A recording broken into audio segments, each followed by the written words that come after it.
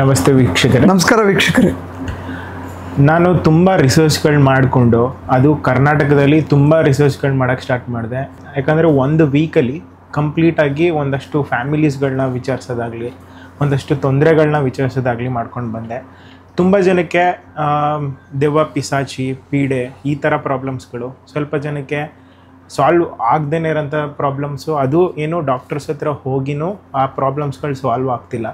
So ಇದೊಂದಷ್ಟು ನನಗೆ curiosity ಬಂದು ಅದನ್ನು ಒಂದಷ್ಟು ಪೂಜೆಗಳು ಪುರಸ್ಕಾರ ಮಾಡಿ ಅದರಲ್ಲೂ ಸೊಲ್ಯೂಷನ್ಸ್ಗಳು ಸಿಗದೇ ಇರುವಾಗ ಭಗವಾನ್ ಗುರೂಜಿಯವರು ಹೇಗೆ ಅದನ್ನ ಸಾಲ್ವ್ ಮಾಡ್ತಿದ್ದಾರೆ ಅನ್ನೋದನ್ನ ನಾನು ರಿಸರ್ಚ್ ಮಾಡ್ಕೊಂಡು ಬಂದು, ನಾನು ನಿಮ್ಮ ಪ್ರಕಾರ ನಾನು ಇವ್ರ ಹತ್ರ ಕ್ವಶನ್ಸ್ಗಳನ್ನ ಕೇಳಿಕೊಂಡು ನಾನು ಅದ್ರ ಬಗ್ಗೆ ರಿಸರ್ಚ್ ಡೀಪಾಗಿ ತುಂಬ ಇನ್ಫಾರ್ಮೇಷನ್ಸ್ ಪ್ರಕಾರ ಇವ್ರ ಜೊತೆ ಮಾತಾಡೋಕ್ಕೆ ಸ್ಟಾರ್ಟ್ ಮಾಡಿದ್ದೀನಿ.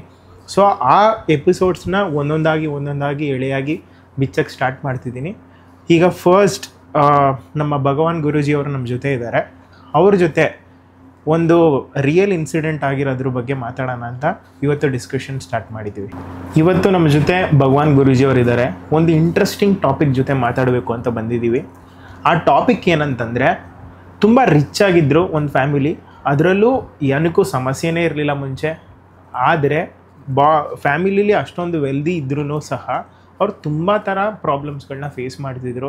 ತುಂಬ ಡಾಕ್ಟರ್ಸ್ಗಳನ್ನ ವಿಸಿಟ್ ಮಾಡಿದ್ದಾರೆ, ಅದಾದಮೇಲೆ ಪೂಜೆ ಪುರಸ್ಕಾರ ಎಲ್ಲನೂ ಟ್ರೈ ಮಾಡಿದರು. ಬಟ್ ಆದರೆ ಅದರಿಂದ ಏನೂ ಸೊಲ್ಯೂಷನ್ಸ್ ಬಂದಿರಲಿಲ್ಲ. ಅದನ್ನು ಹೇಗೆ ಸಾಲ್ವ್ ಮಾಡಿದ್ರು ಅಂತ ಕೇಳಬೇಕು ಅಂತ ಬಂದಿದ್ದೀವಿ. ಇವತ್ತು ಅದನ್ನ ಕೇಳ್ತಿರೋಣ. ಟೋಟಲ್ ಆ ಫ್ಯಾಮಿಲಿ ಏನು ಕಷ್ಟ ಅನುಭವಿಸ್ತಾಯಿದ್ರು, ಎಷ್ಟು ನೋವು ಅನುಭವಿಸಿದ್ದಾರೆ, ಎಷ್ಟು ಲಕ್ಷಗಳನ್ನ ಕಳ್ಕೊಂಡಿದ್ದಾರೆ, ಅವ್ರಿಗೆ ಸಾಲ್ವೇಷನ್ ಸಿಕ್ಕಿಲ್ಲ. ಡಾಕ್ಟ್ರು, ಪೂಜೆ ಪುನಸ್ಕಾರ, ಸ್ವಾಮೀಜಿಗಳು ಎಲ್ಲರನ್ನೂ ನೋಡಿ ಲಾಸ್ಟಲ್ಲಿ ನನ್ನ ಹತ್ರ ಬಂದಿರೋದು. ಅವ್ರಿಗೆ ನಾನು ಏನು ಸಾಲ್ವ್ ಮಾಡಿದ್ದೀನಿ, ಇವತ್ತು ಹೆಂಗಿದ್ದಾರೆ ಅಂತ ಅವ್ರ ಬಾಯಿಂದ ನೀವೊಂದು ಸರಿ ಮಾತಾಡಿ ಜನಗಳಿಗೆ ಗೊತ್ತಾಗಲಿ. ಆಮೇಲೆ ಅವ್ರ ವಿಷಯ ಏನಂತ ನಾನು ಮಾತಾಡ್ತೀನಿ ನಿಮಗೆ.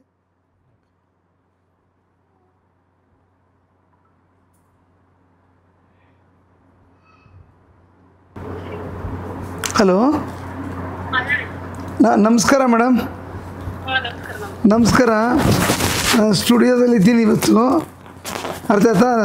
ಸ್ಟಾಲಿನ್ ಸರು ನಮ್ಮ ಆ್ಯಂಕರ್ ಮಾತಾಡ್ತಾರೆ. ಅವ್ರು ಕೇಳೋ ಪ್ರಶ್ನೆಗಳಿಗೆ ಉತ್ತರ ಕೊಡಿ. ನಿಮ್ಗೇನು ತೊಂದರೆ ಇತ್ತು ಅಂತ ಗೊತ್ತಾಗಲಿ. ಓಕೆ ಸರ್, ಆಯ್ತು. ನಮಸ್ತೆ ಮೇಡಮ್. ನಮಸ್ಕಾರ ಸರ್. ನಿಮ್ಮ ಹೆಸರು? ಬೇಡ,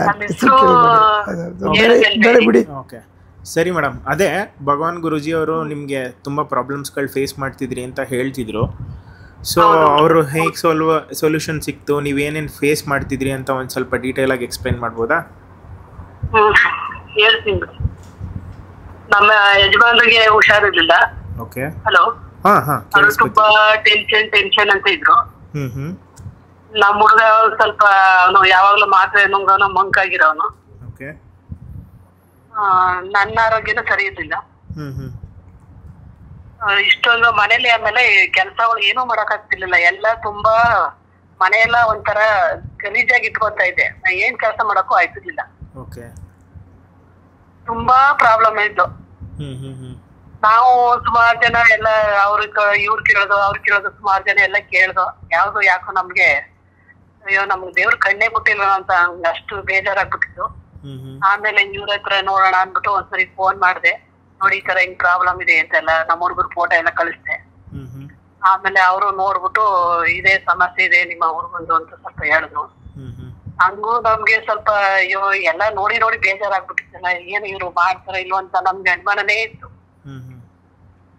ಆದ್ರೂ ನೋಡೋಣ ಒಂದ್ ಚಾನ್ಸ್ ಅಂತ ಅನ್ಬಿಟ್ಟು ನಾನ್ ದೇವ್ರಲ್ಲಿ ಭಾರ ಹಾಕ್ಬಿಟ್ಟು ಅವ್ರಿಗೆ ಫೋನ್ ಮಾಡಿ, ನನ್ಗೆ ತುಂಬಾ ಅಷ್ಟೊಂದು ಪರಿಸ್ಥಿತಿ ತುಂಬಾ ನೋವಲ್ಲಿದ್ದೆ ನಾನು. ಅಷ್ಟೊಂದು ನನಗೆ ನಮ್ಮ ಹುಡುಗನ ಸರೋಗ್ಬಿಟ್ರೆ ಸಾಕು, ನಮ್ಮ ಮನೆಯವ್ರು ಸರೋದ್ರೆ ಸಾಕು, ನನ್ನ ಆರೋಗ್ಯನ ಸರೋದ್ರೆ ಸಾಕು ಅಂತ ಅಷ್ಟು ಅವ್ರು ಫೋನ್ ಮಾಡಿರೋದು, ನಮ್ಗೆ ಈ ತರ ಎಲ್ಲ ಒಳ್ಳೇದಾಗಿರೋದು ನಮ್ಗೆ ಇನ್ನೂ ನೆನಪೇ ಇಲ್ಲ ನನಗೆ. ಅಷ್ಟು ನಮ್ಗೆ ಚೆನ್ನಾಗಿ ಮಾಡ್ಕೊಟ್ಟಿದ್ದಾರೆ ಇವ್ರು. ಆಮೇಲೆ ಫೋನ್ ಮಾಡಿದಕ್ಕೆ ನೋಡಿ ಅವರಿಂದ ನಮ್ಗೆ ನಮ್ಮ ಹುಡುಗ ಸ್ವಲ್ಪ ಪರವಾಗಿಲ್ಲ, ಈಗ ಆರಾಮಾಗಿ ಮಾತ್ರೆಗಳು ನುಂಗ್ತಾ ಇದ್ದ, ಒಂದ್ 10-15 ಮಾತ್ರೆ ನುಂಗ್ತಿದ್ದ. ಆಮೇಲೆ ನಮ್ಮ ಯಜಮಾನ್ರದ್ದು ಟೆನ್ಷನ್ ಜಾಸ್ತಿ, ತುಂಬಾ ಜನಗಳೆಲ್ಲ ತೊಂದರೆ ಕೊಡ್ತಿದ್ರು, ಊರಿಂದ ಸಮಸ್ಯೆ ಇತ್ತು. ಅವ್ರಿಗೂ ಇವಾಗ ಪರವಾಗಿಲ್ಲ, ಊರಿಂದ ಯಾವ್ದು ಸಮಸ್ಯೆ ಇಲ್ಲ. ಓಕೆ. ಆಮೇಲೆ ಮನೇನು ಇವಾಗ ಕ್ಲೀನಾಗಿ ಚೆನ್ನಾಗಿ ನೋಡ್ಕೊಂತ ಇದೀನಿ. ನಾನು ಕೆಲಸನೂ ಮಾಡ್ತಾ ಇದೀನಿ, ಮತ್ತೆ ಕೆಲಸನೂ ಮಾಡ್ತಿರ್ಲಿಲ್ಲ, ಏನಿಲ್ಲ, ಕೈ ಕಾಲೇ ಬರ್ತಾ ಇರ್ಲಿಲ್ಲ ನಮ್ಗೆ ಕೆಲಸ ಮಾಡಕ್ಕೆ. ಅಷ್ಟು ಗಲೀಜಾಗಿ ಇಟ್ಕೋತಾ ಇದ್ದೆ ಮನೆ ನಾನು. ಇವಾಗ ನನಗೆ ಖುಷಿ ಆಗ್ತಾ ಇದೆ, ನಾನೇ ಮಾಡ್ತಾ ಇದ್ದೀನಿ ಇಷ್ಟೊಂದು ಕೆಲಸ, ಇಷ್ಟೊಂದು ಮನೆ ನೀಟಾಗಿ ಇಟ್ಕೊಂಡಿದ್ದೀನಲ್ಲ. ನಮ್ಮ ರಿಲೇಷನ್ ಬಂದ್ರು ನೋಡ್ಬಿಟ್ಟು ಹೇಳ್ತಾರೆ, ಪರವಾಗಿಲ್ಲ ಎಷ್ಟೊಂದು ಕ್ಲೀನ್ ಆಗಿ ಇಟ್ಕೊಂಡಿದೆಯಲ್ಲ ಮನೆ. ಅಷ್ಟು ನನ್ಗೆ ತುಂಬಾ ಒಳ್ಳೇದು. ಸುಮ್ನೆ ನಾನು ಇವತ್ತು ನಾವು ದೇವ್ರ ದೀಪ ಹಚ್ಬೇಕಾದ್ರೆ ಅವ್ರನ್ನ ನೆನೆಸ್ಕೊಂಡು ನಾವು ದೀಪ ಹಚ್ತೀವಿ ನೋಡಿ. ನಂಗೆ ತುಂಬಾ ನಂಗೆ ಪುನರ್ಜನ್ಮ ಕೊಟ್ಟಿದ್ದಾರೆ ನನ್ನ ಮಗನಿಗೆ. ನನ್ನ ಯಜಮಾನದ ಸಮಸ್ಯೆ ಅವ್ರದ್ದು ಪರವಾಗಿಲ್ಲ, ಈಗ ನಾರ್ಮಲ್ ಆಗಿದ್ದಾರೆ. ನನ್ನ ಆರೋಗ್ಯನು ತುಂಬಾ ಚೆನ್ನಾಗಾಗಿ ನಂಗೆ ಪುನರ್ಜನ್ಮ ಈ ಮನೆದು, ನನ್ನ ಯಜಮಾನ್ರು, ನನ್ನ ಮನೆಯವರು ನನಗೆ ಪುನರ್ಜನ್ಮ ಕೊಟ್ಟಾರ ಅಂತ ನೆನ್ಸ್ಕೊಂತೀನಿ. Okay madam, thank you so much. ನಮ್ಗೆ ಇನ್ನೊಬ್ರು ಇದ್ರು ಗುರುಗಳು ನೋಡಿ, ಇವ್ರು ಬರೋಕ್ಕೂ ಮುಂಚೆನೆ ಹಿಂದೆ ಒಬ್ರು ಇದ್ರು. ಅವರಿಂದ ನಮ್ಗೆ ಏನೂ ಆಗ್ಲಿಲ್ಲ, 3 ಲಕ್ಷ ತಗೊಂಡ್ರು. ನನ್ಗೆ ಯಾವ ಊರು ಏನು ಅಂತ ಹೇಳಿದ್ರು, ಸುತ್ತಮುತ್ತನೇ ಇದಾರೆ ಬೆಂಗಳೂರಿಗೆ. ಅವರು ನಮ್ಗೆ ನಮ್ಮ ಫ್ಯಾಮಿಲಿಗೆ ನನ್ಗೆ ಮೋಸ ಮಾಡಿ 3 ಲಕ್ಷ ತಗೊಂಡ್ರು.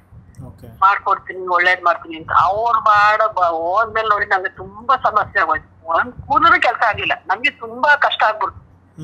ಅವ್ರು ಮಾಡಿ ಹೋದಾದ್ಮೇಲೆ ನೋಡಿ ನಮ್ಮ ಯಜಮಾನ್ರಿಗೆ ತೊಂದ್ರೆ, ಸಾಲಗಳು, ವ್ಯಾಪಾರ ಆಗ್ತಾನೆ ನಷ್ಟ ಆಗ್ಬಿಟ್ಟು, ನಮ್ಮ ಹುಡುಗನಿಗೆ ಹುಷಾರ್ ಬಿದ್ದೋಗ್ಬಿಟ್ಟ, ನಾನು ಬಿದ್ದೋಗ್ಬಿಟ್ಟೆ.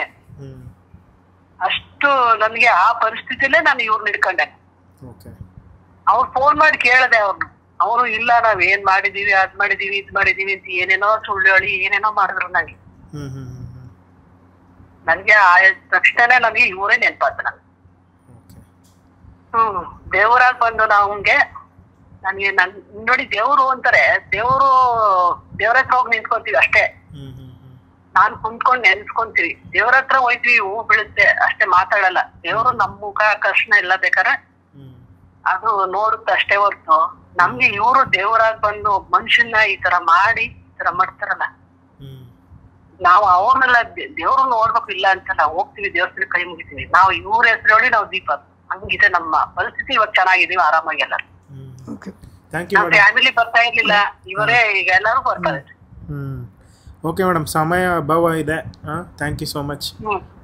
ಥ್ಯಾಂಕ್ ಯು, ಅವ್ರಿಗೂ ಧನ್ಯವಾದ ಹೇಳಿ. ಹೌದು ಗುರುಜಿ, ಕೇಳಿ ತುಂಬ ಖುಷಿ ಆಯಿತು. ಬಟ್ ನನಗೆ ಡೌಟ್ ಏನಂತಂದರೆ, ಅದೇನು ಪ್ರಾಬ್ಲಮ್ ಫೇಸ್ ಮಾಡ್ತಿದ್ರು, ಹೇಗಾಗಿತ್ತು, ಯಾವ ಥರ ಸೊಲ್ಯೂಷನ್ ಕೊಟ್ರಿ, ಯಾವ ಥರ ವರ್ಕ್ ಆಯ್ತದು? ನೋಡಿ, ಭಾಳಷ್ಟು ಫ್ಯಾಮಿಲಿಲಿ ಈ ತೊಂದರೆಗಳು ಅನುಭವಿಸ್ತಾ ಇದ್ದಾರೆ. ಆದರೆ ಗೊತ್ತಿರಲ್ಲ ಜನಕ್ಕೆ. ಎಲ್ಲೋ ಒಂದು ದೇವಸ್ಥಾನಕ್ಕೆ ಹೋದಾಗ ಒಳ್ಳೆಯದಾಗುತ್ತೆ, ಎಲ್ಲೋ ಒಬ್ಬ ಸ್ವಾಮೀಜಿ ಹತ್ರ ಹೋದಾಗ ಒಳ್ಳೆಯದಾಗುತ್ತೆ, ಎಲ್ಲೋ ಒಂದು ಡಾಕ್ಟ್ರ್ ಹತ್ರ ಹೋದಾಗ ಒಳ್ಳೆಯದಾಗುತ್ತೆ ಅನ್ನೋದು ಪ್ರತಿಯೊಬ್ಬ ಮನುಷ್ಯರದು ನಂಬಿಕೆ. ಅವ್ರ ಮನ್ಸಿಗೆ ಬಂದಂಗೆ ಒಂದೊಂದು ಕಡೆ ಹೋಗ್ತಾರೆ. ಬಟ್ ಇವ್ರ ಫ್ಯಾಮಿಲಿ ಅಂದರೆ ಇರೋದು 3 ಜನ. ಮಗ ಬಂದು ರೂಮಿಂದ ಆಚೆ ಕಡೆ ಬರ್ತಾ ಇಲ್ಲ. ಅವ್ರ ಯಜಮಾನರಿಗೆ ಎದೆ ನೋವು ಪ್ರಾಬ್ಲಮ್ಮು, ತುಂಬ ಕೆಲಸ ಮಾಡೋಕ್ಕಾಗ್ತಾ ಇರಲಿಲ್ಲ. ಕೊನೆಗೆ ಈ ಅಮ್ಮ ಮನೆಯೇ ಕ್ಲೀನ್ ಮಾಡೋಕ್ಕಾಗ್ತಾ ಇರಲಿಲ್ಲ. ತುಂಬ ಇರೋದು 3 ಜನ, ದೊಡ್ಡ ಬಂಗ್ಲೆ, ಅವ್ರ ಕೈಲಿ ಅಷ್ಟು ಏನು ಮಾಡ್ಕೊಳಕ್ಕಾಗ್ತಾಯಿಲ್ಲ. ಜೊತೆಗೆ ಈ ತೊಂದರೆ ಪ್ರಾಬ್ಲಮ್ಸು, ಮಗ ರೂಮ್ ಬಿಟ್ಟು ಈಚೆಗೆ ಬರ್ತಾಯಿಲ್ಲ, ಯಜಮಾನ್ರಿಗೆ ತೊಂದರೆ, ಈ ಅಮ್ಮ ಒಬ್ಬರೇ ಏನು ಮಾಡಬೇಕು, ಇದು ಸಮಸ್ಯೆ ಆಗ್ತಾಯಿತ್ತು. ಇವರು ದೇವಸ್ಥಾನಗಳಿಗೆ, ಮನೆಗಳಲ್ಲಿ ಹೋಮ, ಆಮೇಲೆ ಸ್ವಾಮೀಜಿಗಳ್ನ ಹಿಡ್ಕೊಂಡು ಹೋಗೋದು. ಅವ್ರಿಗೆ ಇವತ್ತು ಕೇಳಿದ್ರು, ಎಲ್ಲೋ 2-3 ಲಕ್ಷ ಖರ್ಚು ಮಾಡಿದೆ ಅಂತಂದರು. ಬಟ್ ನಾನು ಹೇಳಿದೆ, ಯಾವುದೇ ಕಾರಣಕ್ಕೂ ಯಾವುದೇ ಸ್ವಾಮೀಜಿ ವಿಷಯ ನನ್ನ ಚಾನಲ್ನಲ್ಲಿ ದಯವಿಟ್ಟು ಮಾತಾಡಬೇಡಿ. ಅವ್ರ ಹೆಸರು ಕೂಡ ನಮ್ಗೆ ಹೇಳ್ಬೇಡಿ. ಅದು ನಿಮ್ಮ ಒಂದು ಕರ್ಮ, ನೀವು ಅನುಭವಿಸೋಂಥ ಕಷ್ಟ, ನನಗೆ ಅದನ್ನು ರಿವೀಲ್ ಮಾಡಬೇಡಿ. ನಿಮಗೆ ತೊಂದರೆ ಇದೆಯಾ, ನನ್ನ ಕೈಲಾಗಿದ್ದು ನಾನು ಉಪಕಾರ ಮಾಡಿಕೊಡ್ತೀನಿ ಅಷ್ಟೇ ಹೇಳಿದೆ. ಇವತ್ತರೆಗೂ ಅವ್ರು ಯಾರು ಅಂತ ಕೇಳಿಲ್ಲ, ನಾನು ಹೆಸರು ಕೂಡ ಕೇಳಿಲ್ಲ, ನನಗೆ ಬೇಕಾಗಿಲ್ಲ. ನನ್ನ ಹತ್ರ ಕಷ್ಟ ಅಂತ ಬಂದವರೇ ನಾನು ಮಾಡಿಕೊಡ್ಬೇಕು. ಆ ಹುಡುಗ ಬೆಳಗ್ಗೆ 11 ಗಂಟೆ ಆದರೂ ಮನಗಿರ್ತಾಯಿದ್ರು. ಹೊರಗಡೆ ಎದ್ದು ಒಬ್ಬನೇ ಓಡಾಡೋದಕ್ಕೆ ಕಷ್ಟ ಆಗ್ತಾಯಿತ್ತು. ನಾನು ಎಲ್ಲೂ ಹೋಗಲ್ಲ, ಮೂಡಿ ಫೆಲೋ. ಅವ್ರ ಯಜಮಾನ್ರಿಗೆ ತುಂಬ ಬಾಡಿ ಒಳಗಡೆ ತೊಂದರೆಗಳು ಜಾಸ್ತಿ, ಅವ್ರಿಗೂ ಕೆಲಸ ಮಾಡೋಕ್ಕಾಗ್ತಾ ಇಲ್ಲ. ಈ ಅಮ್ಮ ಎಲ್ಲ ಕಡೆ ಈ ಅಮ್ಮನೇ ಓಡಾಡಬೇಕಾಗಿತ್ತು ಪಾಪ. ಯಾರು ಹೇಳ್ತಾರೆ ಆ ದೇವಸ್ಥಾನಕ್ಕೆ ಹೋಗ್ಬೇಕಾ ಹೋಗ್ಬೇಕು, ಈ ದೇವಸ್ಥಾನಕ್ಕೆ ಹೋಗ್ಬೇಕಾ ಹೋಗ್ಬೇಕು. ಅವರೊಂದು ನನಗೆ ತಿಳಿದ ಮಟ್ಟಿಗೆ ಯಾವುದೋ ಒಂದು ಮಂಡಿಪೇಟೆಯಲ್ಲಿ ಒಂದು ಬಿಸ್ನೆಸ್ ಮಾಡ್ತಾಯಿದ್ದಾರೆ ಓಕೆ RMC ರೋಡಲ್ಲಿ. ಸೊ ಅವ್ರ ತೊಂದರೆಗಳೆಲ್ಲ ಹೇಳ್ಕೊಂಡಾಗ ನೋಡಮ್ಮ ನನ್ನ ಕೈಯಲ್ಲಿ ಎಷ್ಟು ಸಾಧ್ಯವಾಗುತ್ತೋ ಅಷ್ಟು ಮಾಡಿಕೊಡ್ತೀವಿ. ನಾವು ಕಷ್ಟಪಟ್ಟು ಕೆಲಸ ಮಾಡ್ತೀವಿ, ನಿಮಗೆ ನಂಬಿಕೆ ಅನ್ನೋದಿದ್ರೆ ಮಾತ್ರ ಬನ್ನಿ. ಕೆಲಸ ಮಾಡ್ಕೊಂಡ್ಮೇಲೆ ಇವತ್ತು ಅವ್ರಿಗೆ ಹೇಳ್ದಂಗೆ ನಾಳೆ ಸಹ ನೀವು ನಮ್ಗೆ ಹೇಳಿದ್ರೆ ನಾನು ಕಷ್ಟಪಟ್ಟು ಖರ್ಚು ಮಾಡಿರ್ತೀನೋ ಏನು ಮಾಡಿರ್ತೀನೋ ರಿಸ್ಕ್ ತೊಗೊಂಡಿರ್ತೀನಿ, ಆವಾಗ ನಮಗೆ ನೋವಾಯ್ತಿದೆ. ನನ್ನ ಎಪಿಸೋಡ್ಗಳು ನೀವೆಲ್ಲ ಹೊರಗಡೆ ನೋಡಿರ್ತೀರ, ನೋಡಿ ಇವತ್ತು ನನ್ನ ಎಪಿಸೋಡಿಗೆ ಬಂದಿದ್ದೀರಾ, ಮಾತಾಡ್ತಾ ಇದ್ದೀರಾ. ಸೊ ನನ್ನ ಕೈಯಲ್ಲಾಗಿದ್ದು ನಾನು ಒಳ್ಳೇದು ಮಾಡಿಕೊಡ್ತೀನಿ ಅಂತಂದೆ. ಖಂಡಿತ ನಿಮ್ಮ ಮೇಲೆ ನಂಬಿಕೆ ಐತೆ ಗುರುಗಳೇ, ನನಗೆ ಮಾಡಿಕೊಡಿ ಅಂದರು. ನಾನು ಅಟೆಂಡ್ ಮಾಡಿದ್ಮೇಲೆ ಅವ್ರ ಮಗನಿಗೆ ರಿಯಲೈಸ್ ಆಯಿತು, ತುಂಬ ಆ್ಯಕ್ಟಿವ್ ಆಗಿ ಚೇಂಜ್ ಆದ. ಕೆಲಸ ಮಾಡಬೇಕಂತ ಬೆಳಗ್ಗೆ ಎದ್ದು ಸ್ನಾನ ಮಾಡೋಕ್ಕೆ ಶುರು ಮಾಡ್ದ, ಹೊರಗಡೆ ಫ್ರೆಂಡ್ಸ್ಗಳ ಜೊತೆ ಓಡಾಡೋಕ್ಕೆ ಶುರು ಮಾಡ್ದ. ಕೊನೆಗೆ ಅವ್ರ ಯಜಮಾನ್ರಿಗೂ ಅಟೆಂಡ್ ಮಾಡಿದೆ. ಅವ್ರ ಯಜಮಾನರು ಸ್ವಲ್ಪ ಕ್ವಿಕ್ನೆಸ್ ಆದರು. ಅವ್ರಿಗೆ ಎದೆ ಭಾಗದಲ್ಲಿ ಸ್ವಲ್ಪ ಪ್ರಾಬ್ಲಮ್ ಇತ್ತು, ಹೊಟ್ಟೆ ಭಾಗದಲ್ಲಿ ಪ್ರಾಬ್ಲಮ್ ಇತ್ತು, ಬೆನ್ನಲ್ಲಿ ಸೊಂಟದಲ್ಲಿ ನೋವಿತ್ತು, ಅದು ರೆಡಿ ಆಯಿತು. ಕೊನೆಗೆ ಈ ಅಮ್ಮನಿಗೆ ನೀಟ್ನೆಸ್ ಇಲ್ಲ.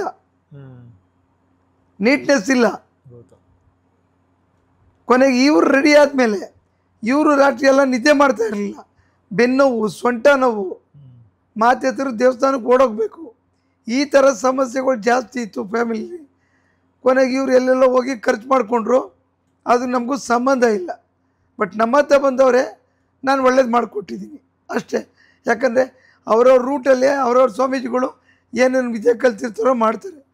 ನಾವು ಅದನ್ನು ಯಾಕೆ ಮಾಡಿದ್ರಿ, ಹೆಂಗೆ ಮಾಡಿದ್ರಿ, ಯಾಕೆ ಮಾಡಿದ್ರಿ ನನಗೆ ಬೇಕಾಗಿಲ್ಲ. ನನ್ನ ಹತ್ರ ಬಂದಾಗ ನಾನು ಒಳ್ಳೇದು ಮಾಡಬೇಕು, ನಾನು ಮಾಡಿಕೊಟ್ಟಿದ್ದೀನಿ. ಇವತ್ತು ತುಂಬ ನೆನೆಸ್ಕೋತಾರೆ, ಫೋನ್ ಮಾಡ್ತಾರೆ. ಗುರು ಈಗ ಸ್ವಂತ ಮಗನಿಗೆ ಒಂದು ಇದನ್ನು ಒಂದೇನೋ ಸ್ಟೋರ್ ಹಾಕ್ಕೊಟ್ಟಿದ್ದಾರೆ, ಈಗ ಮಗನೇ ನೋಡ್ಕೊಳ್ತಾ ಇದ್ದಾರಂತೆ, ತುಂಬ ಚೆನ್ನಾಗಿದ್ದಾನೆ. ಫೋನ್ ಮಾಡ್ತಿರ್ತಾರೆ, ವಿಷಯ ತಿಳ್ಕೊಂಡು ಸ್ವಲ್ಪ ಏನಾರಾದರೂ ಕೂಡ ಫೋನ್ ಮಾಡ್ತಾರೆ, ಹಿಂಗೆಲ್ಲ ಹಿಂಗೆ ಮಾಡ್ಕೊಳ್ಳಿ ಅಂತ ಸಜೆಷನ್ ಕೊಡ್ತೀನಿ. ನಾನು ನೆನೆಸ್ಕೋತಾರೆ, ನಾನು ಹೋಗಿದ್ದು ದುಡ್ಡು ಕರ್ಮ ಹೋಗಲಿ, ನನಗೆ ಬೇಡ. ಬಟ್ ನಿಮ್ಮನ್ನ ಬಂದಿದ್ದಕ್ಕೆ ಒಳ್ಳೇದಾಯಿತು ಅಂದರು. ನನಗೊಂದು ಫ್ಯಾಮಿಲಿಗೆ ಒಳ್ಳೇದು ಮಾಡಿದೆ. ಅವ್ರ ಮಗನ್ನ, ಅವ್ರ ಯಜಮಾನ್ರನ್ನ ಅವ್ರ ಕೈಯಲ್ಲಿ ಕೊಟ್ಟಿದ್ದೀನಿ. ನಾನು ನಿಮ್ಮ ಮನೆ ದೇವ್ರಿಗೆ ಕೈ ಮುಗಿದು ಪೂಜೆ ಮಾಡಿಕೊಂಡು ದೇವ್ರು ಹೆಂಗೆ ದಾರಿ ತೋರಿಸ್ತಾ ನಂಗೆ ಹೋಗಿ ಅಂತ ಹೇಳಿದ್ದೀನಿ. ನನ್ನ ಕೈಯಲ್ಲಾಗಿದ್ದು ಒಳ್ಳೇದು ಮಾಡಿಕೊಟ್ಟಿದ್ದೀನಿ ಫ್ಯಾಮಿಲಿಗೆ. ನೋಡಿದ್ರಲ್ಲ ವೀಕ್ಷಕರೇ, ಈ ಥರ ಪ್ರಾಬ್ಲಮ್ ಇದ್ದಿದ್ದನ್ನ ಸೊಲ್ಯೂಷನ್ ಸಿಕ್ಕಿದೆ. ಆ್ಯಂಡ್ ನಾನು ಆ ಪೂಜೆಗೆ ಹೋಗಿ ಈ ಪೂಜೆಗೆ ಹೋಗಿ ಅಂತ ಯಾವುದನ್ನು ಸಜೆಸ್ಟ್ ಮಾಡಲ್ಲ. ಬಟ್ ಆದರೆ ಇವ್ರ ಹತ್ರ ಬಂದು ನೀವೊಂದು ಸಜೆಷನ್ ತೊಗೊಂಡ್ರೆ ನಿಮಗೊಂದು ರಸ್ತೆ ಆಟೋಮೆಟಿಕ್ಕಾಗಿ ಸಿಗುತ್ತೆ. ಯಾಕಂದರೆ ತುಂಬ ಜನ ಹೆಲ್ತ್ ಪ್ರಾಬ್ಲಮ್ ಆಗಲಿ ಅಥವಾ ಈ ದೆವ್ವ ಪಿಶಾಚಿ ಪೀಡೆ ಅಂದ್ಕೊಂಡು ತುಂಬ ಇಶ್ಯೂಸ್ಗಳನ್ನ ಫೇಸ್ ಮಾಡ್ತಿದ್ದಾರೆ. ಬಟ್ ಇಲ್ಲಿಂದ ಒಂದು ಸೊಲ್ಯೂಷನ್ ಸಿಗುತ್ತೆ ಅಂತಂದರೆ ನಾನು ಹ್ಯಾಪಿಲಿ ನಿಮಗೆ ಮೋಟಿವೇಟ್ ಮಾಡಿ ಬರೋಕ್ಕೆ ಹೇಳ್ತೀನಿ. ಆ್ಯಂಡ್ ನೀವು ಸಬ್ಸ್ಕ್ರೈಬ್ ಮಾಡಿಕೊಂಡು ಇವ್ರನ್ನ ಒಂದು ಸರಿ ಕಾಂಟ್ಯಾಕ್ಟ್ ಮಾಡಿದ್ರೆ ನಿಮಗೆ ಏನು ಪ್ರಾಬ್ಲಮ್ ಇದೆ ಅದನ್ನು ತಿಳ್ಕೊಂಡು ಅದಕ್ಕೆ ಸೊಲ್ಯೂಷನ್ನ ನಿಮಗೆ ಕೊಡ್ತಾರೆ. ದುಡ್ಡು ಕಾಸು ಅದನ್ನೆಲ್ಲ ಸೈಡ್ಗಿಡಿ. ಸುಮ್ಮನೆ ಪ್ರಾಬ್ಲಮ್ಸ್ಗಳನ್ನ ಫೇಸ್ ಮಾಡ್ತಿದ್ರೆ ಅಥವಾ ನಿಮ್ಮ ಮನೆ ಸುತ್ತಮುತ್ತ ಯಾರಾದರೂ ಈ ಥರ ಸಮಸ್ಯೆ ಫೇಸ್ ಮಾಡ್ತಿದ್ರೆ ಈ ವಿಡಿಯೋನ ತೋರಿಸಿ ಆ್ಯಂಡ್ ಸಬ್ಸ್ಕ್ರೈಬ್ ಕೂಡ ಮಾಡ್ಕೊಳ್ಳಿ ಆ್ಯಂಡ್ ಕಾಂಟ್ಯಾಕ್ಟ್ ಮಾಡಿ. Thank you. ನಮಸ್ಕಾರ ವೀಕ್ಷಕರಿಗೆ. ನಮಸ್ತೆ.